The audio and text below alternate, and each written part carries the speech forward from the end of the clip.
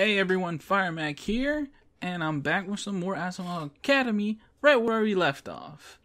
And I'm making sure recording is good, we're ready to go. And thank you for watching, little Taurus. I'll let you keep guessing on what my route's gonna be. I'm not gonna reveal that yet. Right, a little behind the scenes, a little bit real fast.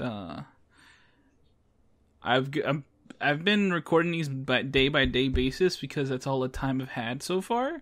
But I'm hoping in the near future, now that I got a major video done, that I can actually do a batch recording so I can get through these a lot faster.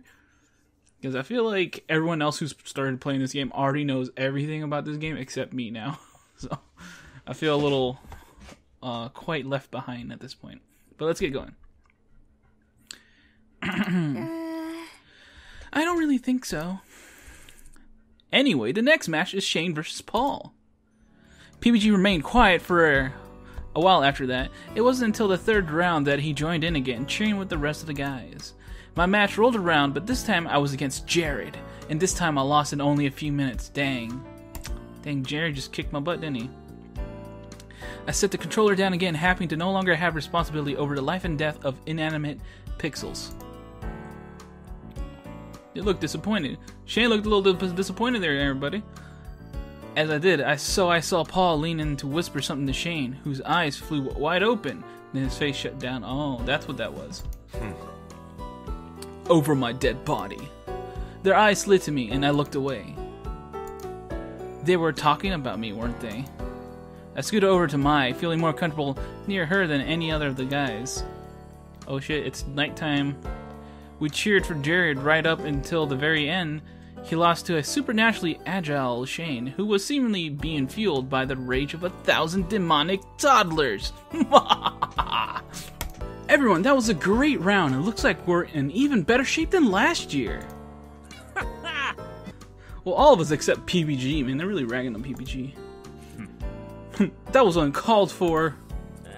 Totally deserved. Anyways, I'm tired, so get out of my room, please. He grinned broadly, not finding anything wrong with how he summarily dismissed us.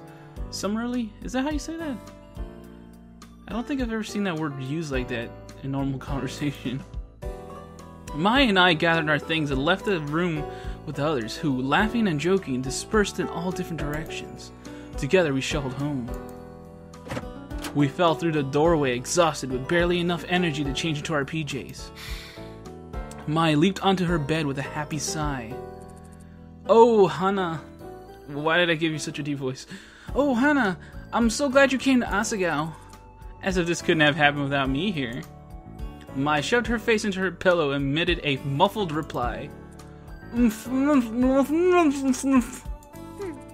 Yeah, whatever you say. What was that supposed to be? I fell into my bed, staring at the rungs that kept Mai and her mattress from collapsing onto me, and smothering me to death in the night. I think Hana's starting to get a little sassy. That was really fun! Video games are fun, Mai! Really? Actually, I didn't have to say that. She said it for me. She shuffled around on top of her bed. I mean, I thought it was okay. It was passable. Don't know if I'd call it super fun or anything. Really? No, I loved it. Yeah, man, video games are life. She chuckled. Seems like you found your calling. I'm sure I have. Above me, Mai yawned. Let's just go to sleep. I'm exhausted. Smiling, I got up and turned out our light. Good night. Hana. Good night, Mai. As the chill weather of early spring faded and warmth stretched across Asagao, I itched to go outside. With Satch's book in hand, I took to the streets. Since many people realized how rare this moment was, most of the usual benches and grassy spots were taken. I kept walking until I came to a soccer field. There was a practice game being held, and PUG and his friend Jeff were running across the field. Being a skirmish, the bleachers were almost completely empty, students scattered to shiny metal seats, but there was more than enough room for me. In one swift motion, practiced many times over my life, I sat down, spun my backpack into the space next to me, and pulled out my book. I was nearly done with it, and I wanted to see if I could finish it today. It was due a few days ago, so I was under pressure. At a pause in my reading, I looked up to watch PBG on the field. A shock of color at the base of the bleachers caught my eye. It looked like some kind of metallic candy wrapper, and a pang of annoyance struck me. There was a trash can nearby. Why litter? Man, I know, girl. I hate that crap too.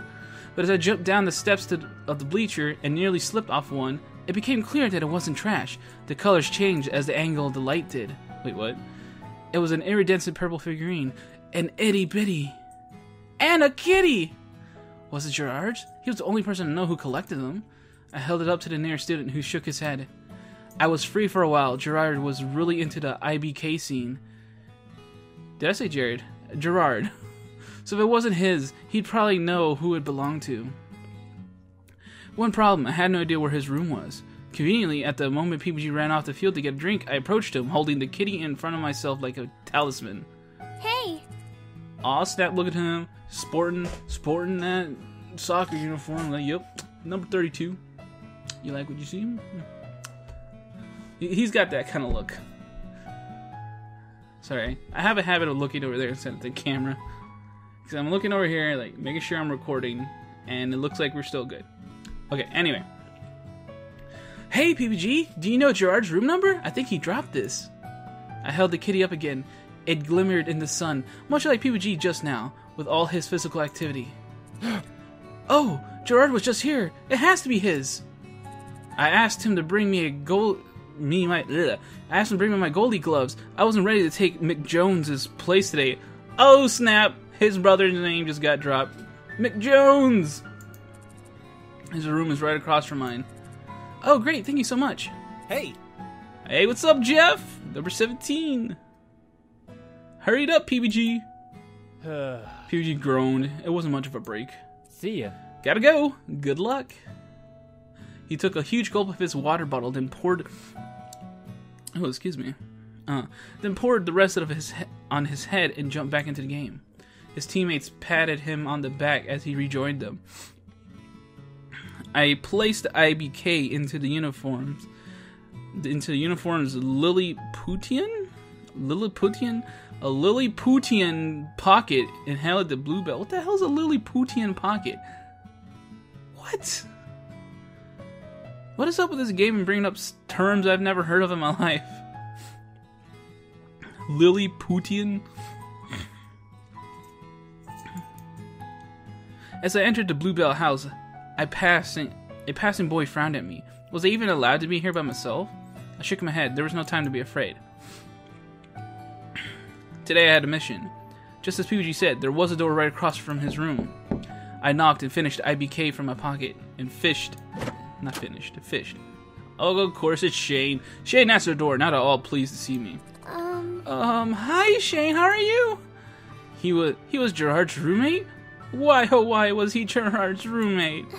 I tried to laugh to defuse the situation, but it was weak. I felt like I was only making things worse. I didn't know what went on in Shane's mind. No one does, girl. No one does. He looked at the IBK in my hands. Gerard should be back in a few minutes. Okay, I'll just wait. In the common room? When he gets back, can you tell him to try and find me? I could read downstairs. Even if it took Gerard an hour to get back, I could keep myself occupied.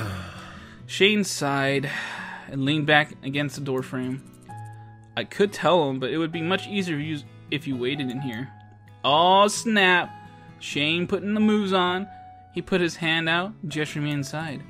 Oh, alright, thanks. I entered the room and stood smack in the middle of it. Shane plopped into a chair in front of what must have been his desk. I sat down in what I assumed to be Gerard's chair on the opposite side. Shane swiveled around and started to click something on his laptop. Seeing as he wasn't much for small talk, I turned to observing the room. The room was well decorated. One could say there was a lot of itty-bitty kitties. Yep, I see them all over the place over there. That one looks like a Snorlax. And that looks like a Kirby. And that's like a Minecraft-themed one to think. Okay, anyway. Each arranged neatly with its brethren of similar design. Every empty space not filled with school-related object was covered by the pads of cute little of a cute little cat, or at least the sealed box of one. Even parts of Shane's shells had IBK on them. I had to admit, it was kind of endearing. Something about the dedication required was sweet. Hey! Do you collect itty-bitty kitties too? Not really. They're Gerard's. I don't mind. I see. It's kind of niche. I'm surprised you're into them. Oh no, I don't collect them. I just found this one on the side of the field. PBG said Gerard was there earlier, so I came to find out whether it was his. My hasteness to this own the figure did not go unnoticed by Shane, who made a face at me. If it's not Gerard's, he'll probably know whose it is, right? It's probably Gerard's. I smoothed my thumb over the plastic kitty absent-mindedly. Shane returned to whatever he was doing online. I conversed with the figure in my hand. Who's a pretty kitty? Who's a pretty kitty? You are! Gerard came back about 2 minutes later. Hey, Shane! And Hana?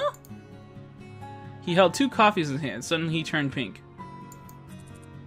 Look at him all blushing. And what are you two doing in here? Alone? Together? We're not doing anything. Hana was looking for you. Really? How can I help, Hana? He gave a coffee to Shane and offered the other one to me. Here, take mine. I would have gotten you one too if I knew you were here. That's really nice of you, but no thanks. I just came to see if this was yours. For what felt like the 10th time in the last half hour, I displayed the itty-bitty kitty. Oh, wow! Oh, yes! Gerard almost dropped his coffee as he leaped forward. I lost this today. Where did you find it?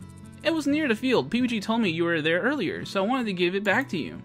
I handed the figure to Gerard, who looked about ready to kiss it. You're the best. Thank you, Hana. Thank you. You didn't have to do this, but you did, and I don't know what I would have done without you. It wasn't any trouble at all. It looked pretty rare. They're special. You're special. It's not as rare as you would think, but it's very special to me. I'm so glad you were the one to find it. I shouldn't have been so careless. Don't beat yourself up about it. What matters now is that you have it back. Maybe zip up your pockets next time. I promise. You bet I'll take a load of precautions to make sure this never happens again. He placed it delicately on the shelf with other kitties that had the same iridescent properties. Gerard looked at me while I viewed his hard-earned assemblage. Right. Oh, duh, Gerard, you dummy! How rude of me not to at least introduce you to my collection. Sorry! In this room I have 247 itty-bitty kitties of every shape and size. Jesus, dude. This is the newest set, the Catastrophes. They're a band. They're really popular right now. I traded my rare extras for these the other day. For these? I didn't see. Anyway. The one you brought back to me is from a set of 4 that are called Opalescents. Currently, they're the only shinies. They were so pretty, my gaze fixated on them. I'm just missing the last opalescent. It's a purple one. Princess Pumpernickel. Of course, Princess Pumpernickel. I've tried everywhere, but no one has them in stock. But there's only 3 copies in the world, so it's not really surprising. It's like the Blue Eyes White Dragons. Except those had 4 and one of them was straight. Anyway. It's more surprising that I managed to get these ones. I have one of the most complete collections in the world. People think that Kitty's company gives me the newest figures, but I earn all my IBK. I can tell this took a lot of hard work. I'm amazed at how much effort you put into this. He sighed heavily and sat down on his bed. Complete it. Thanks, Hana. Completed. I wish I could get that last figure. I could finish my collection. The kitties would have all their friends together in one place. I wish I could help. Don't worry about it, Hana. This is my battle to fight. I nodded, then glanced at my watch. See you later. Oh, I should go. I really wanted to finish my book today, but if you ever needed help, I'm here. I stood up and then waved to the both of them. Bye. Bye, Hana. Thanks again. Bye. See ya. You know, that's not what you said, apparently. Thankfully, I managed to finish my book. It took more time than I expected, though, and by the time I got back to my room, it was dark outside. When I opened the door to my room, the lights were off. I flicked them on and huddled. In the huddled form of Mai hugging a stuffed purple bear appeared on her bed. Hello. I'm back, and Mai looked super sad. Mai glanced at me and then buried her face again in her bear. Was she sulking? It was unlike her to be so unenergetic. I you okay?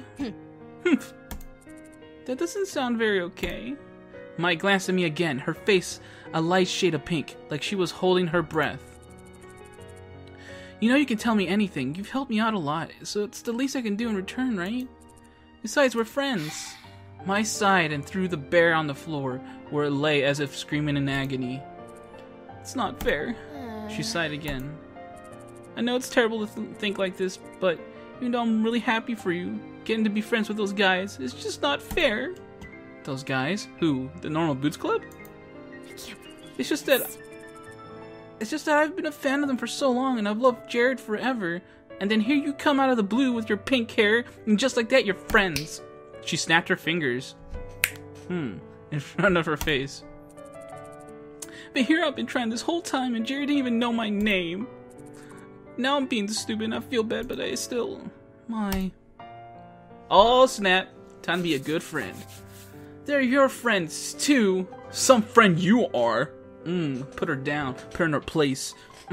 It's understandable. So do I say they're your friends, too? Yeah. I mean, I'm not exactly lying. I mean, didn't know she existed until I started hanging around with them, and Mai just kind of like extra baggage. So they're kind of forced to be, or so yeah. I mean, they may not care to say much to her, but she's totally there, and that makes them their friend. And there's totally no warm. I mean, Jerry did say thank you to her and stuff, so yeah. So understandable would be a neutral one, I think. Kinda, not really. Feels kind of pessimistic. So I'm gonna go with they're your friends too. Feel like I should talk these out, and makes me feel better about my decision. Bam! Mai smiled weakly at me. They wouldn't be my friends if it wasn't for you. Mai. I'm going to sleep. She turned over and closed her eyes without even taking off her uniform. I turned off the light and walked to the bear she threw in the middle of the room. I'm sorry too. I said it quietly, but even as the words left my lips, I knew they were a lie. Aw, Hana, don't be like that. Despite our slight confrontation last night, Mai was as peppy as usual the next day. It's like there was no reason for me to worry, but that didn't mean I didn't. The bell rang and class started. Miss Shizuka wrote origami flowers on the board in an ornate script, then turned to glare at the class. Class? The flower festival is only a few days away. It's time to start folding flowers to sell for the school. We do this every year, guys. I don't want to hear any groans. You're free to write me an essay on the importance of these funds for the school if you'd rather not participate. A few students rolled their eyes, but I smiled. It sounded kind of fun, and I hadn't folded origami in years. I'm handing out practice sheets because I know how bad you guys are at origami. I'm only going to teach you once, so pay attention. She's got to return to the front of the class picking an ornate green paper. She instructed the class. I realized that these were the most basic version of origami flowers. I was already familiar with them. I folded my practice paper with ease while Shizuka roamed the room, helping the students who struggled to follow along. These creases are weak! Kindergartners could do better with this. Hell, my ex could do better than this. Damn. Send his pass across Miss Shizuka's face. She turned to the boy next to her and slammed her hand on his desk. Wait, what? She turned to the boy next to her and slammed her hand on his desk. Oh, okay. You need to be better. Be better for everyone's sakes. It seemed like quite a few students were having trouble. I went to the front of the class to get some new paper, passing John on the way back to my seat. His paper caught my eye. Hey! You folded this the wrong way. Your flower is going to be narrow if you keep going. I'll be honest with you, Hana. I have no idea what I'm doing. Help me. He kind of looked like he was about to cry. I knelt by his desk, unfolding and refolding his paper. This looks perfect. You're so good at origami. Do you have to make flowers at your old school too? No, I used to do origami a lot when I was younger. I guess muscle memory just kicked in. Thanks, though. Really? Really? What an odd skill to have. Is it? Please. John claps a hand around my wrist. Stay with me. Help me. Help me, Hana. Sure, if you need it. Yeah! I knew I could count on you. Thank you, Hana. You're a goddess. I spent the entire rest of the class period slowly doling out lessons to John and PBG. I offered to help Shane, but he turned away from me instead watching over John's shoulder. Shane is shy. I kept my moves large and exaggerated so he could see too. It was nice to feel useful. When the class was over, I headed back to the dorms with Mai. We had a long night ahead of us, filled with homework and the possible reward of chocolate ice cream should we finish on time.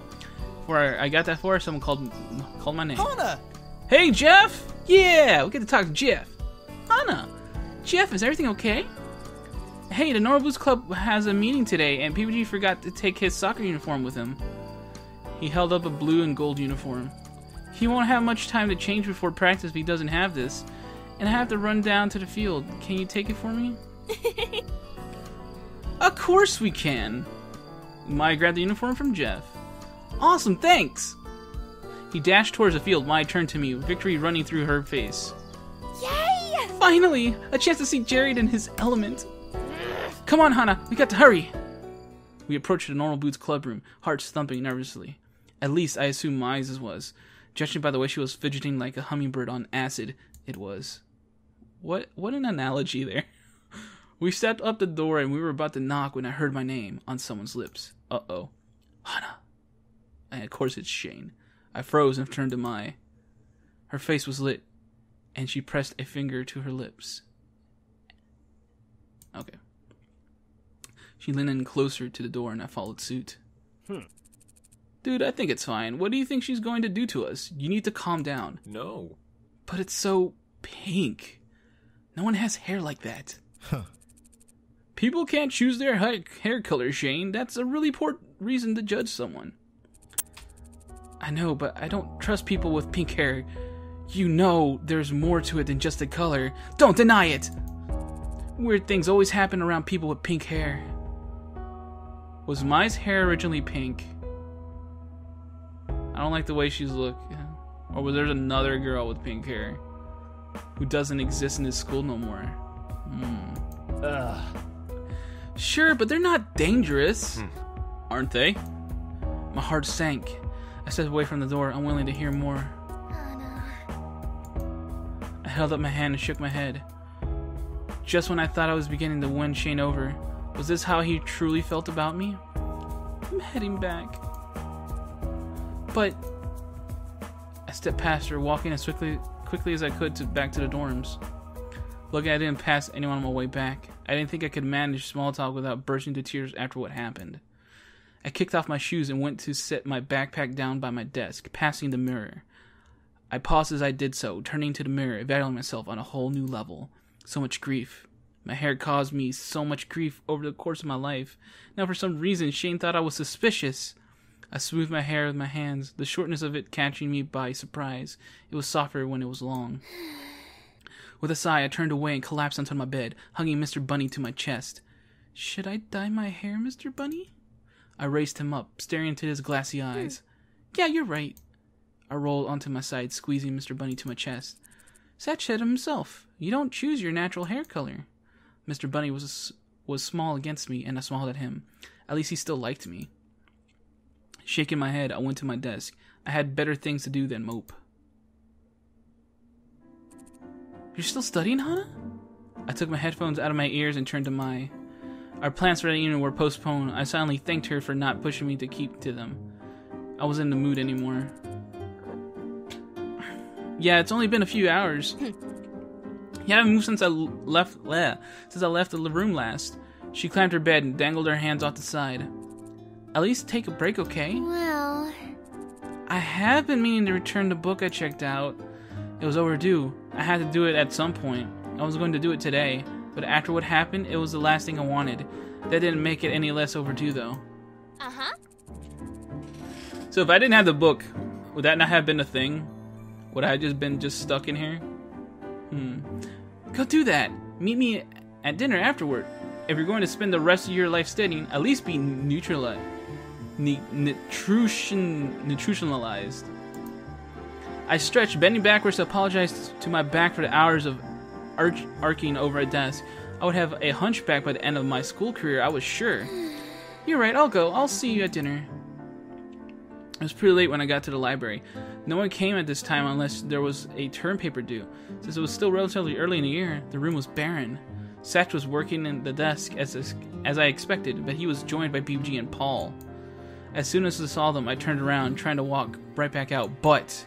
Hana. Hey, Hana! Unfortunately, my hair also made me stick out like a sore thumb. I reluctantly joined them at the counter. What's going on? What's up? Not much. I'm taking a study break to return the book I checked out. I took the book out of my bag and handed it to Satch. That book, I can't help but notice you're reading The Princess Betrothed. It's good, isn't it? Yeah, I never would have read it without Satch's suggestion, so I have to thank him. He nodded and put the book on the to-be-sorted shelf. No problem. I don't work in the library for nothing. I have another suggestion for you, if you need one. No thanks, I want to get back to the dorms.